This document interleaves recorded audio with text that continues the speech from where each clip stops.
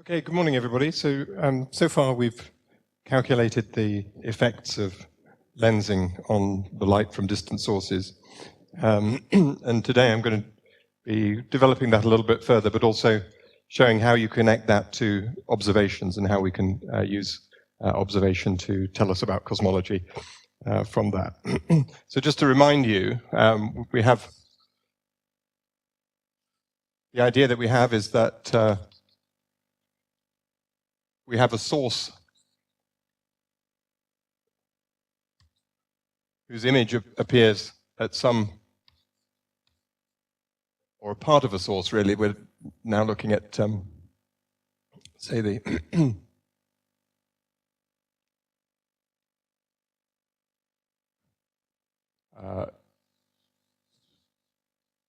say a large galaxy where we're looking at the distortion to the shape of the galaxy.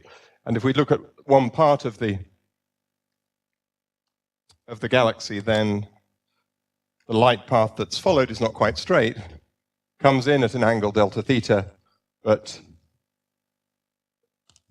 actually comes from part of the source which it would otherwise be at an angle delta alpha. And we essentially calculated the transformation from the source plane, as it's called, so the point on the actual source, and the image plane where that part of the source would be observed.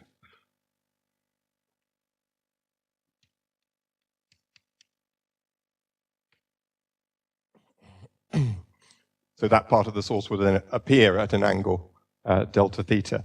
So we calculated the relationship. In fact, I'm going to change the notation at this point.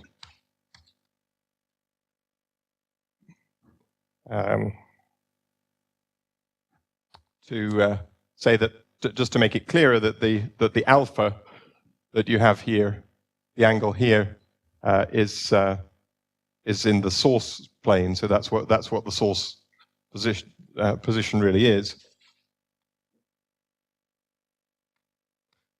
So using the Cartesian system that we introduced last time, the position in the source plane is related to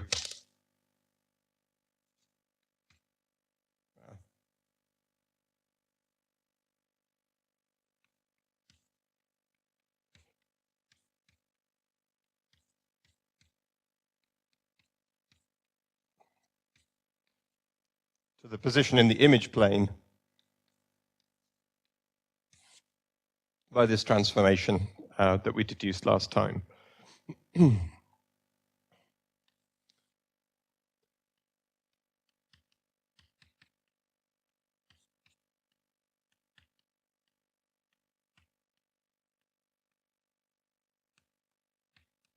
And this can be expressed as the second derivative in the plane of the sky of the lensing potential, which, let me generalize this to a non-flat universe.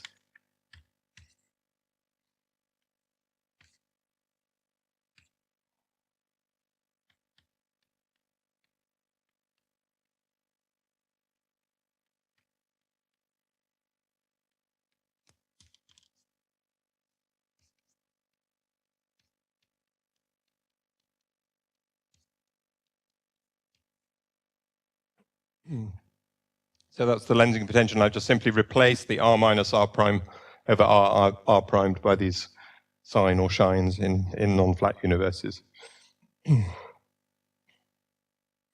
Okay, so we have a mapping from the source plane. So in other words, what the galaxy would look like if you didn't have any lensing, and the image plane, which is what the galaxy actually does look like. So this is sometimes called the amplification matrix. In fact, it's the inverse of the amplification matrix, because usually we want to write the position of the image coordinates as a matrix times the source coordinates. So we actually need the inverse of that. So just to remind you what goes into this, it looked like a general relativity calculation that we were doing, but it was more general than that. We were using a perturbed Robertson-Walker metric, and the Robertson-Walker metric is general to any theory of gravity, which is a metric Riemann theory of gravity, in other words, one where the metric can be written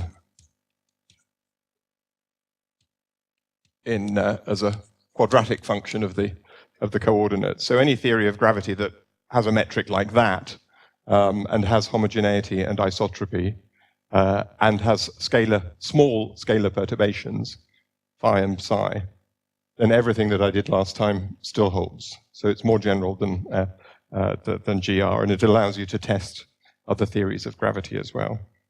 The only approximations that we made were that these two terms, phi over c squared, is much less than 1, the modulus of these, both of these terms, and that we made the Born approximation, which was that when we do this integral, this is effectively an integral of the tidal acceleration. So if you take these inside the integral, these are transverse derivatives.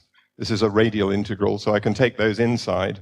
So what you see is that this lensing potential, or the transformation, involves integrating the tidal acceleration along the line of sight with a weight function here, which generally peaks sort of halfway between us and the source and decays at either end. So it's the tidal field that we're effectively sensitive to.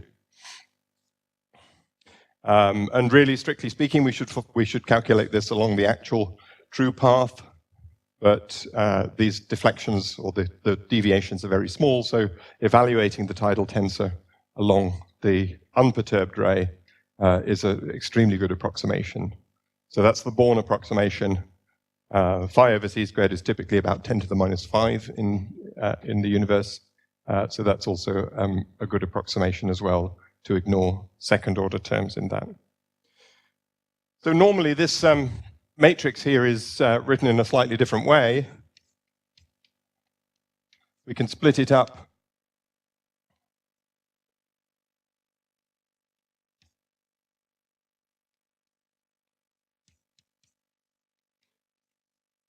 into a homogeneous expansion term and a traceless part.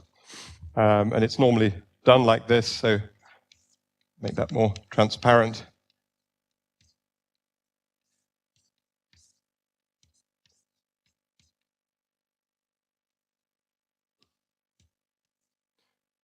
We can write any matrix of this form in this way. And these terms have some names. So kappa here is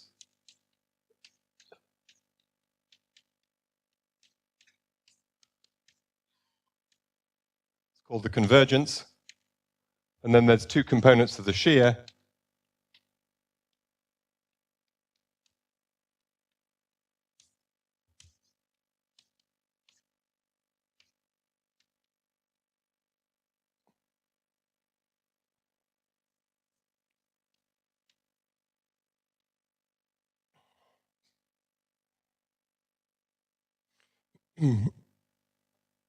So the effect on sources is that the convergence part will change the size of a source.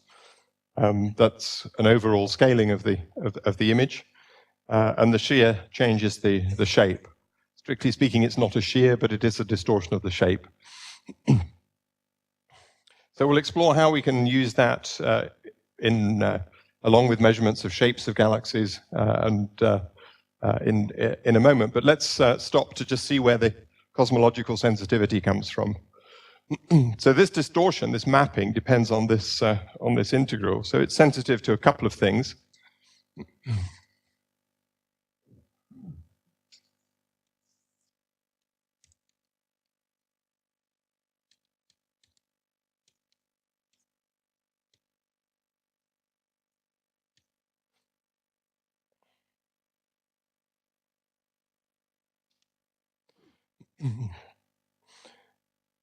So just to remind you how we would confront theory with observation, almost with any type of cosmological probe, we need to have a quantity that we can measure, and I'll show you how we can measure the shear, and I may say a little bit about magnification as well, although it's not used very much. So we need something that we can measure, and we need something where we know theoretically what the sensitivity of that measurement is to the things that we want to know about. Okay, so I'll address the question of what we can observe that will tell us about phi in a moment. But let's have a look to see what the sensitivity is to the parameters. The main sensitivity comes from geometry. So as I mentioned last time, we don't measure the r coordinate at all. What we do measure are redshifts. So we need to have a translation from between the distance coordinate and the redshift. So that comes in because the r of z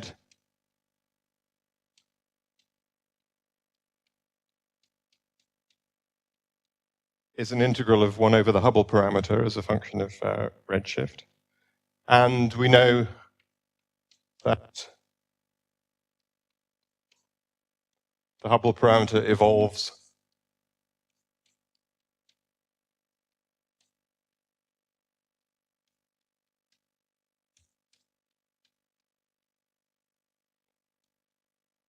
so I could put omega lambda in here, but let me generalize it at least to a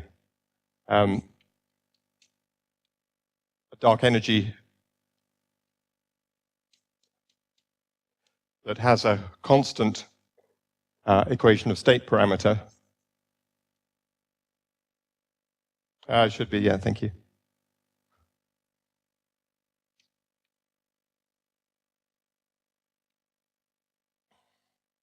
And then plus 1 minus all of the omegas times 1 plus z squared.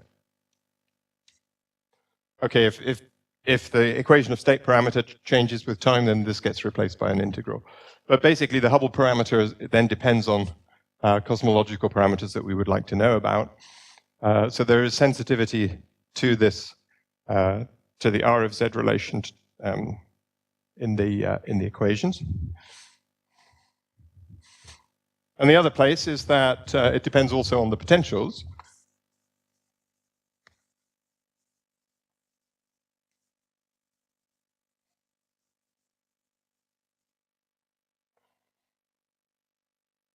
So there is sensitivity to cosmology through the growth rate of these things. Well, strictly, these potentials tend to decay. The density perturbations will grow.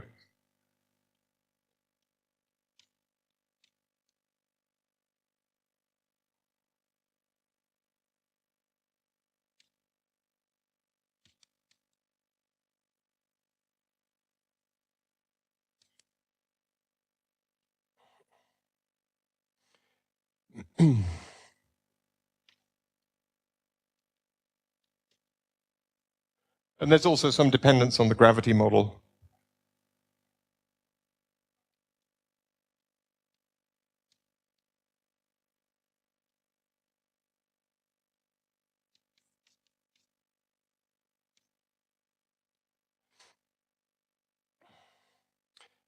In the pi and psi, if you're not looking at GR in the regime where there's no anisotropic stresses, then these two potentials are not the same, and they will obey different, typically Poisson-like equations. So you can probe cosmology and the gravity law through all of these things. Setting aside the gravity law possibilities, most of the information, in fact, comes from the geometry. There's more sensitivity to the cosmology through the geometry than there is through the growth rate, but there is some subdominant contribution from the growth rate.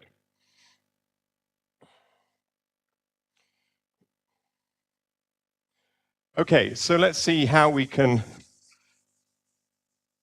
relate this to things that we could actually observe. I think in view of time, I won't talk about magnification. This term does lead to observable effects. It changes the sizes of sources. So if you look for correlations of sizes, in principle, you could get a signal that we could deduce was due to lensing. We can also look at fluxes, because by Liouville's theorem, the surface brightness of the sources doesn't change. So if the source gets bigger, it also appears brighter. So you can look for flux correlations as well.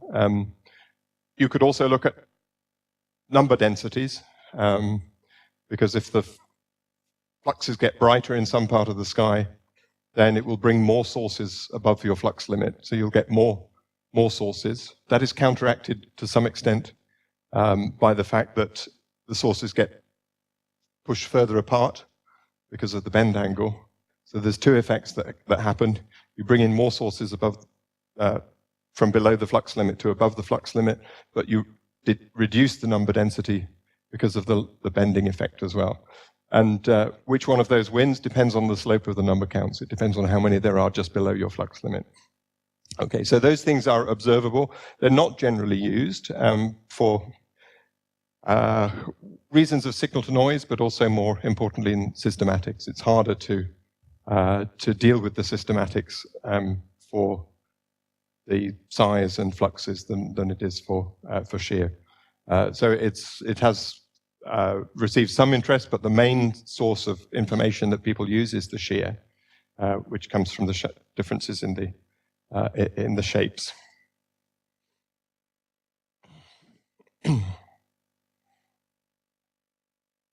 So let me concentrate on the shear. So the effect on a source of the second part of that amplification matrix is to distort the shapes, and this is a typical pattern with a foreground mass distribution. Not sure how well you can see this, but there are some lines in here which give you the directions of the distortions.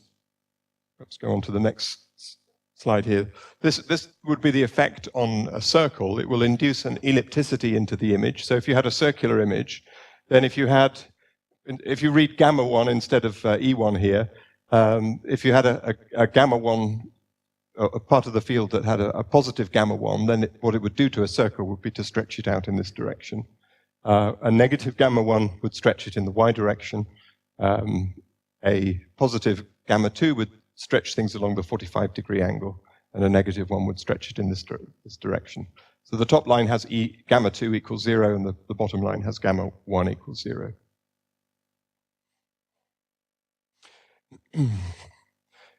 So what this field is, this distortion field, is it's a spin 2 field. So these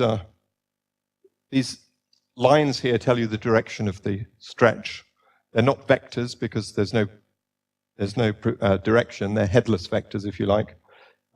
So the distortion here is along the 45-degree angle, but it's not necessarily in that direction or this direction. It's both. So if we define we can define a complex ellipticity from these two.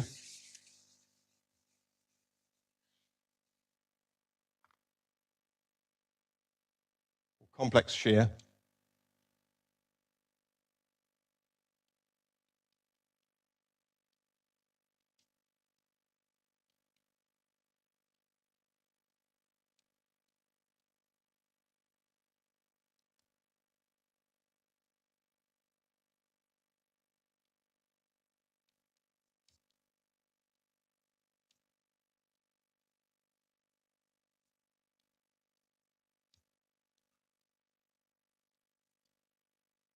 So if we were to rotate the coordinate system by an angle eta, then the complex ellipticity will change its polar angle by 2 eta, which makes it a spin 2 field.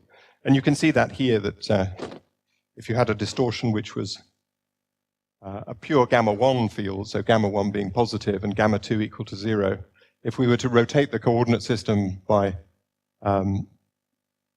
45 degrees, then this distortion would look like this. Okay, and that changes a purely real gamma, a pure gamma 1 field, into a pure gamma 2 field. So, so there's a rotation by twice the angle. So it's very much like polarization or gravitational waves. The mathematics is exactly the same. Okay, so far we haven't touched on how we would actually measure this.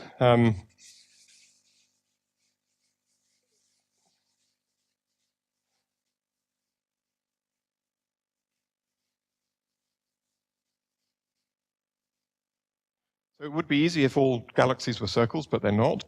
So we have to have some way of defining the shape of a galaxy. The earliest way to do this is not the only way, and it's not the way that most studies are done these days, but it's the easiest pedagogically, is to define the shape of a galaxy using moments.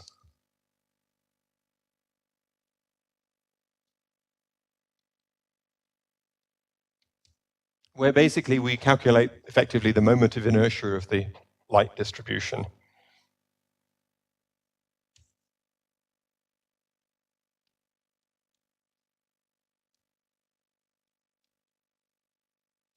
So if we take some general galaxy light distribution,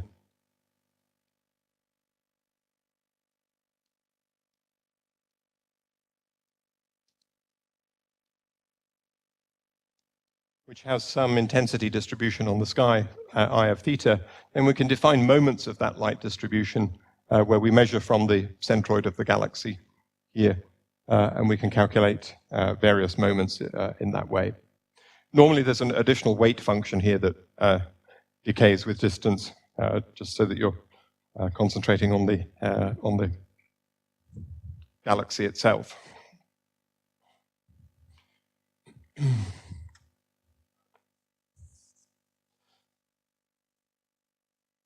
So the point is that we can define these ellipticities in terms of these moments independently of what the actual shape is. It doesn't have to be an elliptical distribution. So any distribution of light, we will be able to calculate the moments. And then from those, we can define ellipticities as follows.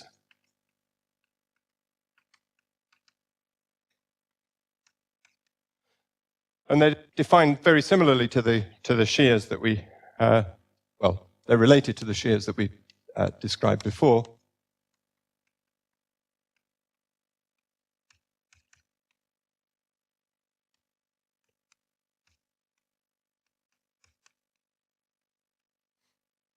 So we can define two ellipticities in that way. And basically a galaxy that has shapes like those described on the screen will have E1 and E2 as described up there.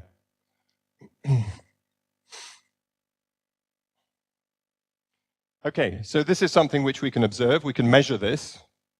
So we need to know what is the effect of the distortions on these ellipticities.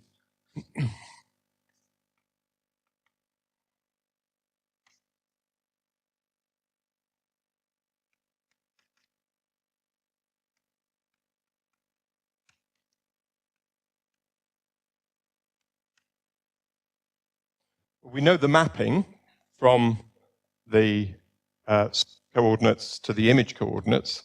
So the one without an index here is the image coordinates. So now, since we're measuring now from the center, I've replaced delta theta by just theta. So this is the distortion matrix that we had before. So if you invert that matrix, then that's the matrix that appears here.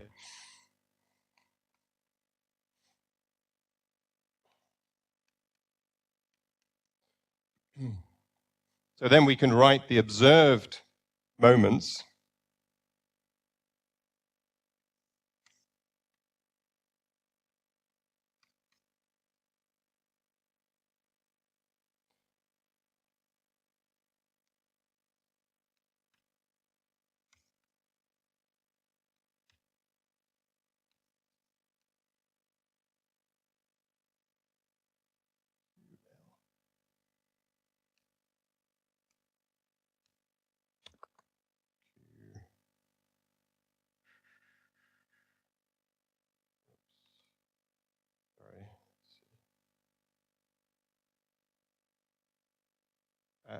thetas.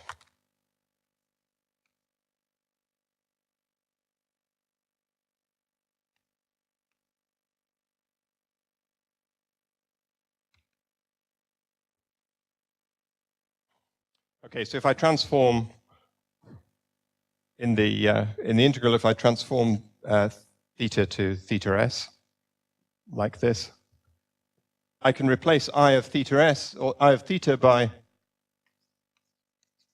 I of theta s.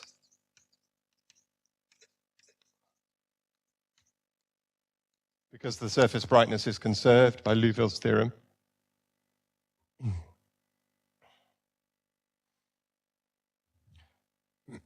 So I can replace this integral by an integral over theta s.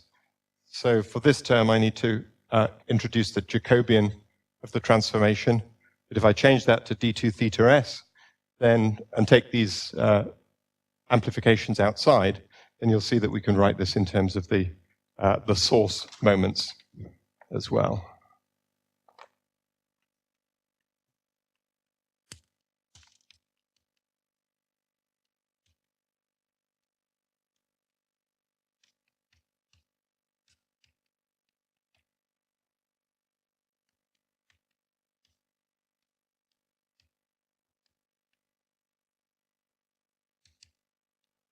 Okay, so we can transform the moments with a couple of matrix multiplications.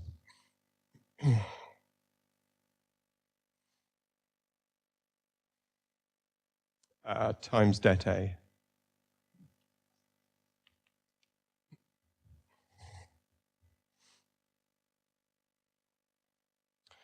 This, to leading order, is 1 minus 2 kappa. 1 plus 2 kappa. 1 plus. So these distortions are small. If you calculate the distortions even out to the microwave background, then kappa and gamma are of order 10 to the minus 2. They're a few percent at most, except behind rich clusters. So expanding these to linear order in kappa or gamma is usually fine.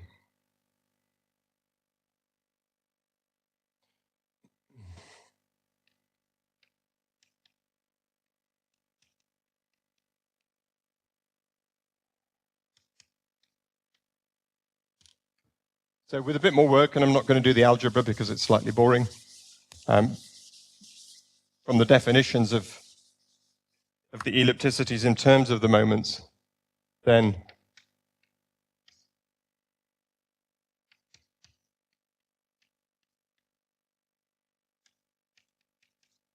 the complex ellipticity of the source, which is defined in just the same way as the complex shear, E1 plus IE2, that's equal to the source ellipticity, the complex ellipticity, plus twice the shear, divided by some quantity on the bottom.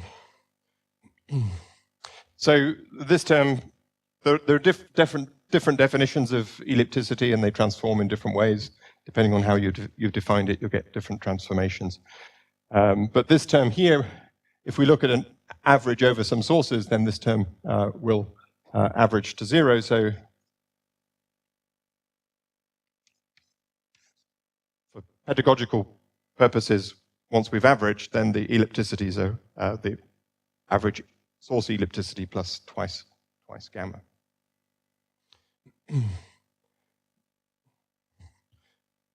So this is a simplification. You wouldn't use this in reality, but just to give you an idea of how the ellipticity changes as you if you're in a shear field.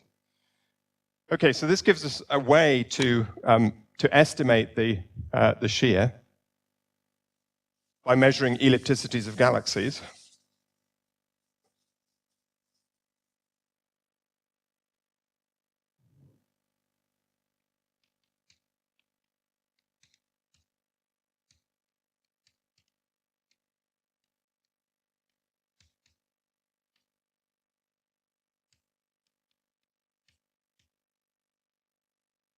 So we just take E over 2. The reason for that is that the expectation value of the source ellipticity is 0. So if the galaxies are randomly oriented, then E is a complex number, so the ellipticity is basically symmetrically distributed around the origin in the complex plane. So it has an expectation value of 0 if there's no preferred directions. So this is an estimate. It's a noisy estimate.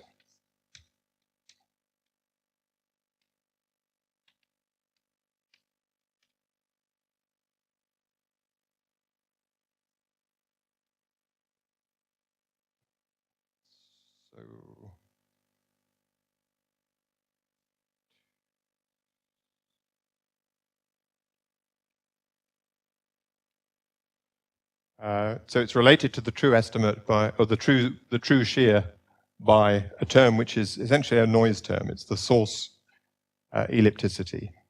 Now this quantity here is typically of the order of 0.02, and if you calculate the ellipticity for a sort of general typical elliptical shape or a spiral shape, then this term has a dispersion which is quite large, around about 0.3. So galaxies are not at all circles. They have many different shapes. So if you just look at the dispersion of the complex ellipticities, then that has quite a large variation, around about 0.3. So this is unbiased because this has zero expectation value. But for an individual galaxy, it's very noisy. It has a signal to noise of 1/10 or something like that. So you need many, many galaxies in order to get a significant detection of shear. So what sort of complications are involved with this? I've given you a sort of idealized picture, really. It's actually, in practice, it's quite challenging for a number of reasons. One is that there are effects that change the ellipticities which are nothing to do with gravitational lensing, in particular the optics of the telescope or the atmosphere. Atmosphere will tend to make things more round. So if you think what's going on, if you have the intrinsic image of the galaxy in the source plane, which you never see, that gets distorted very slightly by a few percent by the intervening matter. It then gets passed through the telescope or through the atmosphere, depending on where the telescope is, which blurs it out. And then the light falls on a CCD, so it gets pixelized. So that also introduces some uncertainties in the measurement. And then the CCD introduces noise. So actually trying to get a good indication of the shape from the noisy pixelized image is a real challenge. Also, this is a very advantageous case. For the most part, lensing surveys are dealing with images, most of which are just a few pixels across. So they're much smaller images than this. So it's a real challenge, and there's a very impressive industry of working on how to get estimates of the shear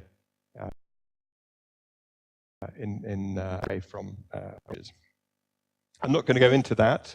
It's an interesting subject, but a bit specialized.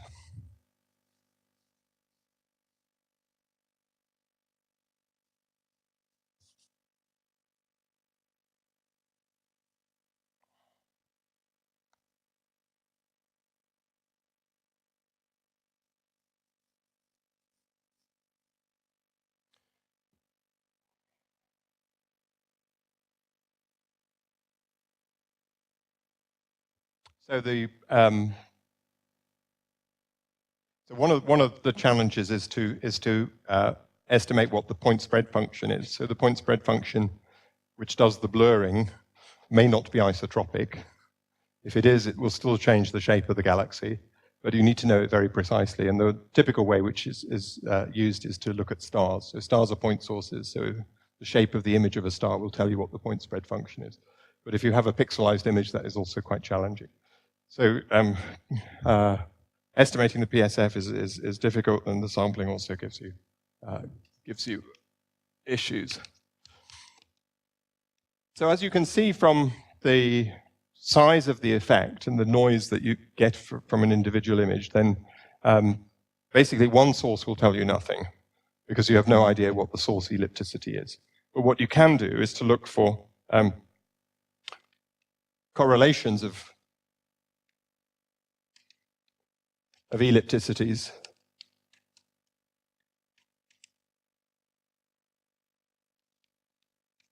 to look for a statistical signal.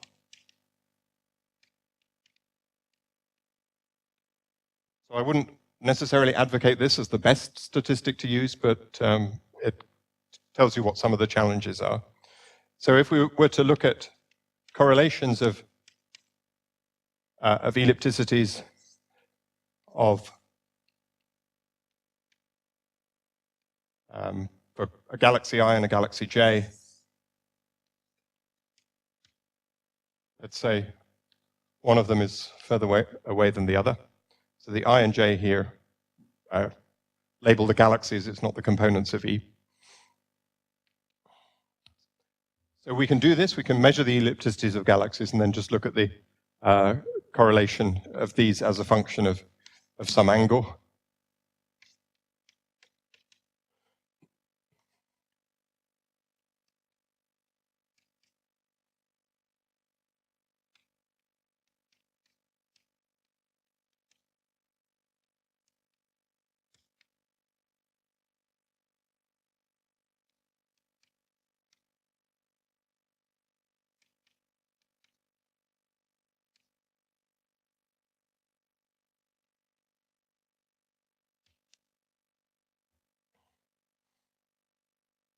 So with our approximation that E is equal to ES plus 2 gamma, then we can write this correlation in terms of the cosmological signal part.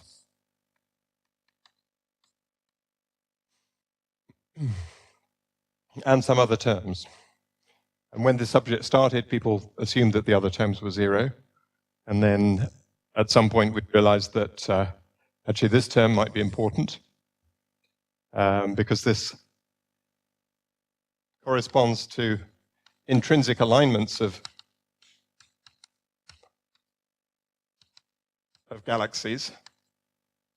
So there may be something in the galaxy formation process which aligns the orientations of galaxies, principally through tidal effects.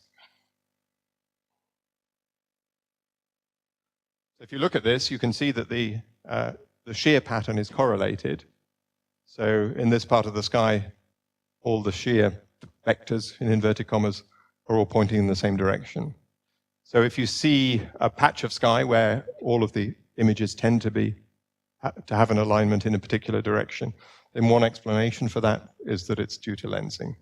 Another explanation is that something to do with the galaxy formation process aligns the actual galaxies themselves. So for galaxies which are physically close to each other, then this intrinsic alignment signal is something that one needs to worry about. So that was fine, and at the time we thought, well, okay, that's okay. If we have some idea of the distances of galaxies, we could just exclude pairs which were physically close together. And then at a later stage, I think it was Chris Hirata pointed out that actually this term one should worry about as well. So this one is a correlation between the shape of a foreground galaxy and the shear of a background galaxy. So how could that possibly be non-zero? These galaxies could be gigaparsecs apart. But they can be, because if you imagine the following situation, let me tell you that this is called the GI term, which couples gravity and the intrinsic shape of a galaxy. So how could we do that? Well, if we had a mass, say, close to galaxy I, what's going to be the effect of it on the background image? So if you had a circular galaxy in the background, how do you think it would get distorted? What direction? Any ideas? So you could get multiple images, but we're talking here about the weak lensing regime where we don't have these large distortions. So we're looking for a single image that has just been distorted by a small amount. So the question is, would you expect it to be distorted in the tangential direction or the radial direction? Sorry, tangential direction or the radial direction. You've seen the pictures of arcs in tangential, right? So the effect of a mass like this would tend to distort the background image in the tangential direction. But the effect on the foreground image could well be that the tidal effects would cause the foreground shape, the intrinsic shape, to be elongated in this direction. Okay. So one might expect to see a signal that couples the intrinsic shape of the foreground image with the foreground galaxy with the image of the background galaxy. And in fact, it anti-correlates it. Because the top image has E1, which is positive, and the bottom image has E1, which is negative. So this tends to be negative.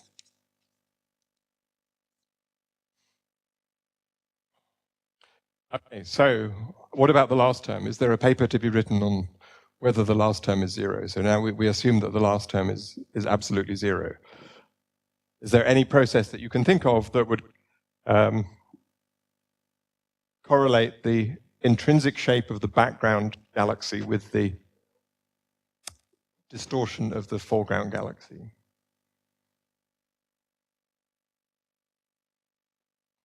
So I think the answer to that is basically no.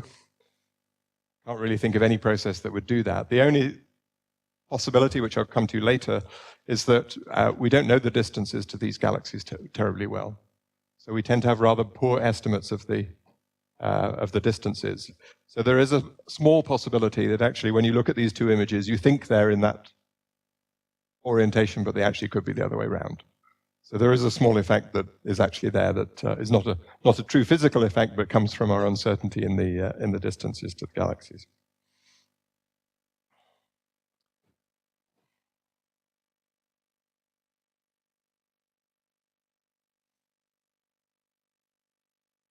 Okay, so let's have a look at some of the other complications. Well, actually, before I do that, let me say that in the modeling of the signal, so this is something you can measure, so that's observable. That comes from the theory, so that's fine. We've related observation to theory, but we have these nuisance terms that we would have to also evaluate. And one of the challenges is that we actually don't know what these terms are very well. There isn't a good theory. There are some models for these intrinsic alignment terms, but they're rather crude. I don't think we know enough about galaxy formation process to be able to say precisely what these effects are. So one of the uncertainties, and maybe there's work that to be done, although I think it's hard, is to work on better models of intrinsic alignments. I wouldn't necessarily recommend it because I'm not sure that there's a way to solve it very, very well. There are other things that you can do. For example, one can remove this term by, as I say, only considering galaxies which are thought to be far apart, but that loses some signal to noise. There's also some ways of weighting the data that mean that you're insensitive to these terms. So those are quite interesting ones. And I think when we get much better data from Euclid and from LSST, where we have very large numbers of galaxies, it might well be worth exploring throwing away some of the signal to noise in order to remove these terms, which may be quite difficult to calculate theoretically. So one sacrifices some signal to noise with,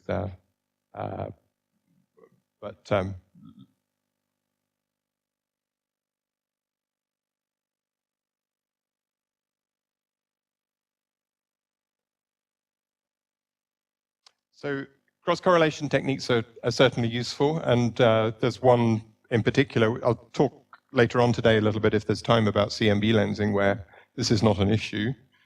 So you can learn something about the potential along a line of sight to the CMB. So those combinations can be useful in that, yeah.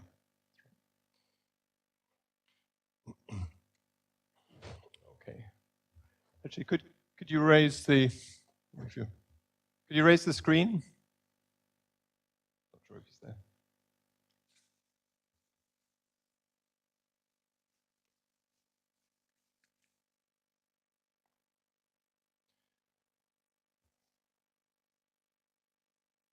So the other main source of uncertainty is that the theory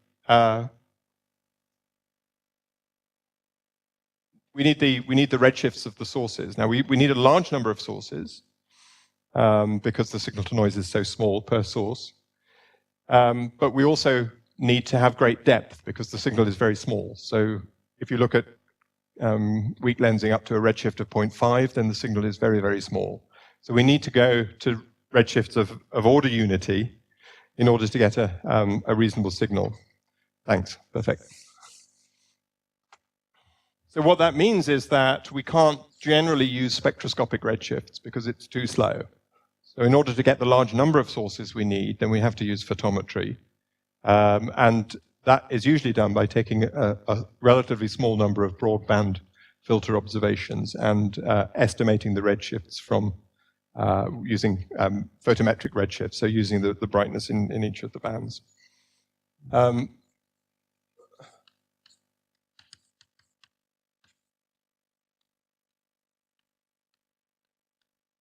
So these are photo-Zs, photometric redshifts, which are imprecise. So typically what's done is to divide the sources into a number of different bands of photometric redshift. So you calculate the photometric redshift. If you take a point estimate for the photometric redshift, then you can then divide the source sample into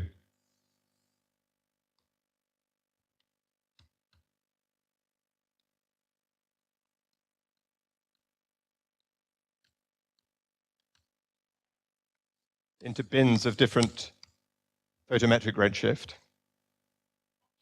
But because these are imprecise, then this corresponds to true redshift distributions which are not so clean.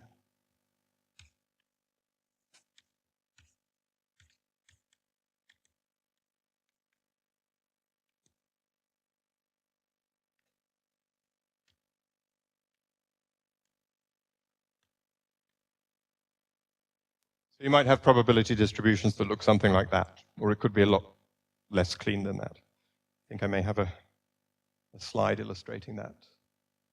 Yeah, so here this is for the kids data, kids survey, recent kids survey. So these are the estimated photometric, the estimated true redshift distributions of different subsamples of the total. If you divide the survey into objects at different redshifts, then that gives you a bit more signal to noise rather than just treating them all as one. And what you expect to find, and indeed you do, is that for the more distant sources, that light has passed through more of the universe, so they get more distorted. So this is showing the theoretical power spectrum for the distortion for a two-band photometry, where you have two bands, where the more distant band has a higher signal, the closer band has a smaller one. And if you look at the cross correlation between the two different photometric redshift bands, then it lies somewhere in the middle. So here, the true, yeah.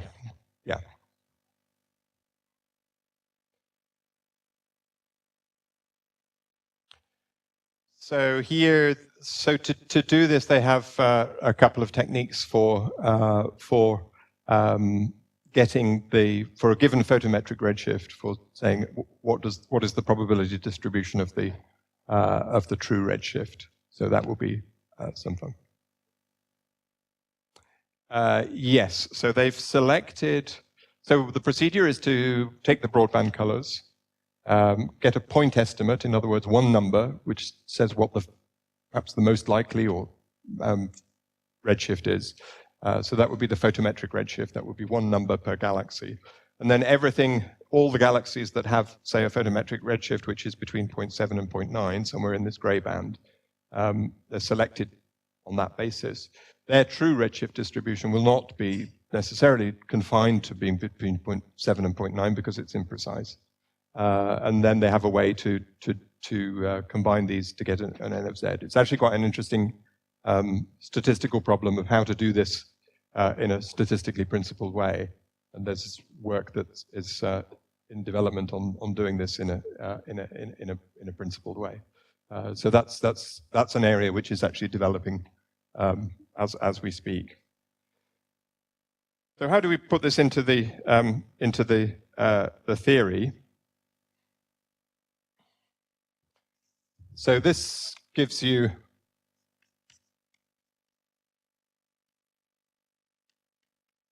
probability distributions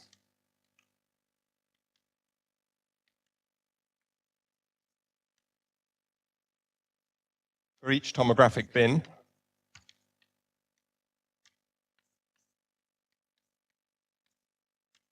If we label that with I, we'll have probability distributions that look like this, and they're different for each one. So if we average the statistics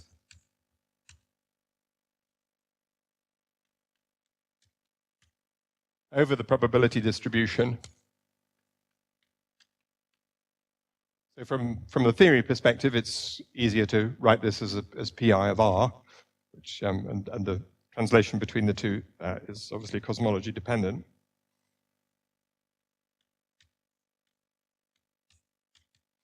So if we average for bin number I, once we've averaged over the depth of the bin, then we have something which is a function of position on the sky only.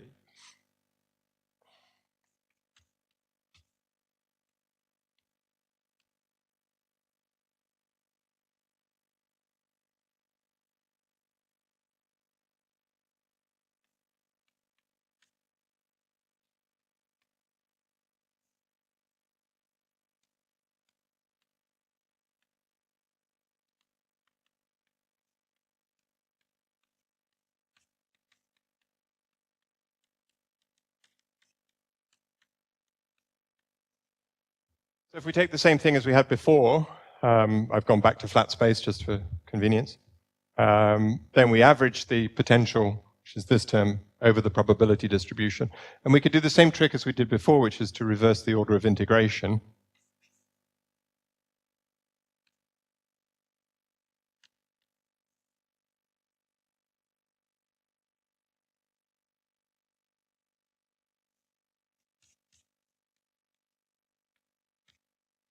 So we have an integration regime range that looks like this. If you reverse the order, then you can do one of the integrals analytically. Well, not analytically, but we can write it down as a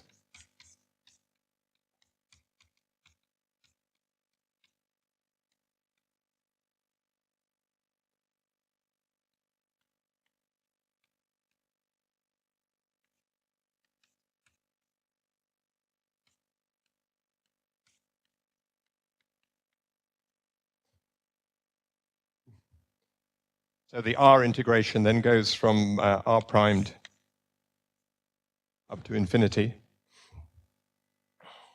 So this we can calculate.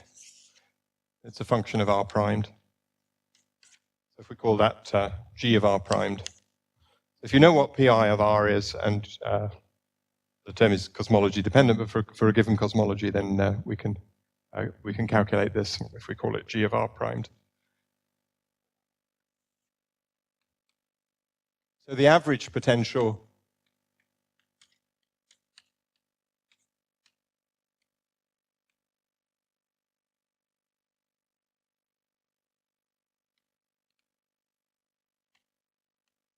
so I should call that GI of R, I guess. It depends on the bin.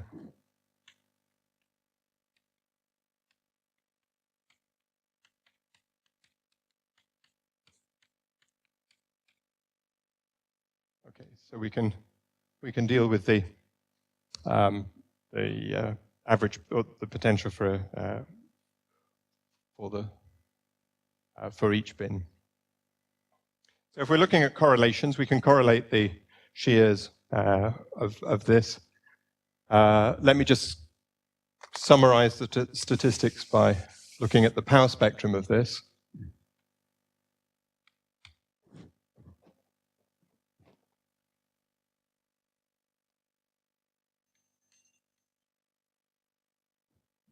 Is that, when did we start? Oh, 1:45. Okay, so let me stop shortly. if you do a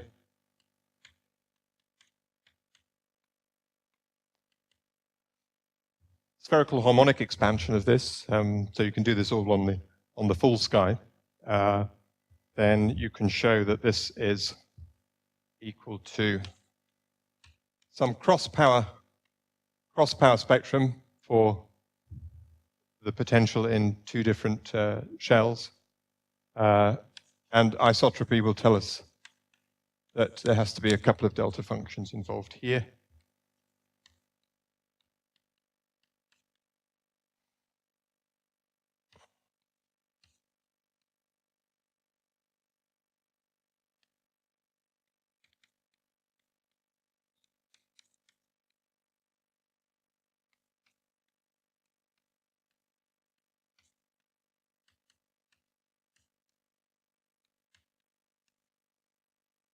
And you can show using an approximation which is called the Lambda approximation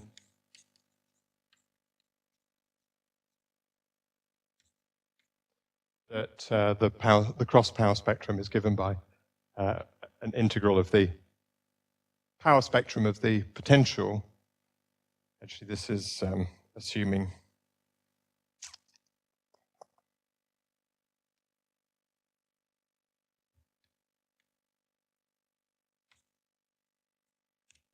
so for this one, I've assumed that phi and psi are the same. And there's probably a c to the fourth on there. So that's an approximation. I'm not going to go through that calculation because it's slightly long and detailed. This afternoon, we'll look at this for the CMB where it's a little bit cleaner, and I will go through the calculation to show you how that works. I think probably I should stop there, and I'll pick up after lunch. Any questions? Yeah.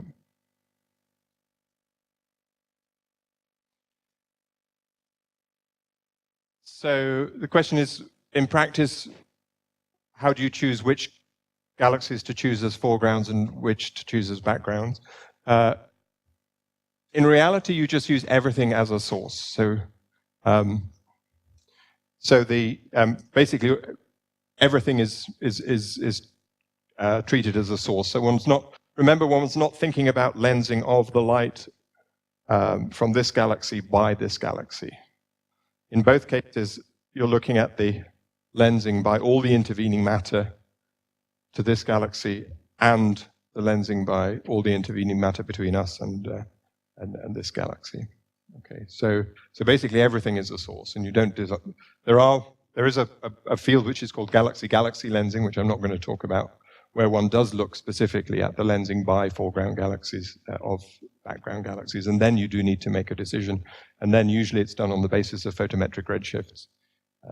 This is typically, or very often one has spectroscopic data for the nearby sample, which is generally brighter, and photometric redshifts for the background.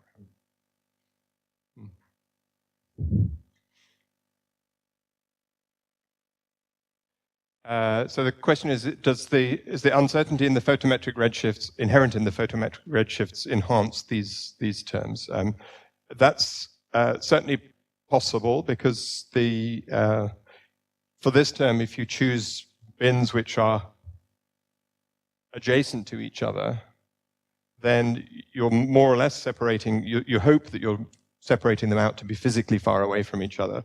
But because of the uncertainties, there will be an overlap, so there will be some which are close together. So you could try to remove that by a radical reduction in the number of galaxies by, say, only correlating this bin with this one, where the overlap would be very small. But